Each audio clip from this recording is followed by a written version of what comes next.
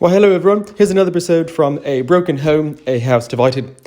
This is a snippet from the wonderful, the amazing, the courageous AOC, how she talks about some of the dangers of AR and facial recognition technology and how racist the technology itself is. Please listen. We've heard a lot about the risk of harm to everyday people posed by facial recognition, but I think it's important for people to really understand how widespread this is. Currently, cameras are being designed. People think, I'm gonna put on a cute filter and have puppy dog ears and not realize that that data is being collected by a corporation or the state, depending on what country you're in order to track to surveil you potentially for the rest of your life.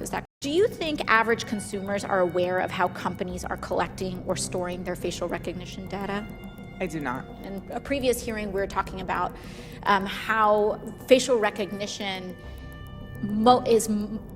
oftentimes have the highest error rates for Black and Brown Americans, and the worst implications of this is that a computer algorithm will tell a Black person that they have likely committed a crime when they are innocent. So let's say if you walk into a technology store, or as this technology spreads, you just walk into a store in the mall, and because the error rates for facial recognition are higher for Black and Brown folks, you get misidentified as a criminal. You walk out, and let's say an officer stops you and say, someone has accused you of a crime, or we think that you've been accused of a crime. You have no idea that facial recognition may have been responsible for you being mistakenly accused of a crime.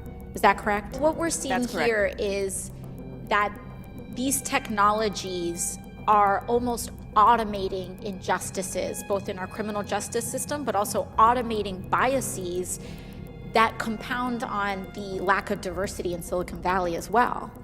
Absolutely. These companies do not reflect the general population, and the choices they make and the business decisions they make are in the interest of a small few. Now, what AOC just did there was actually expose the dark side of the technology companies that's actually ruling over this world. And here, let's listen in on Bernie Sanders and what he has to say about what he's going to do when he's president.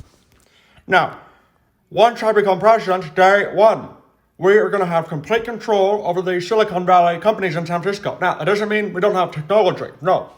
What that means is the tech companies will be under government control so they don't abuse the working class people and the minorities of this country. Hopefully this has opened your eyes to the evil corporatists and the evil technology companies. This has been a production of Success Studios.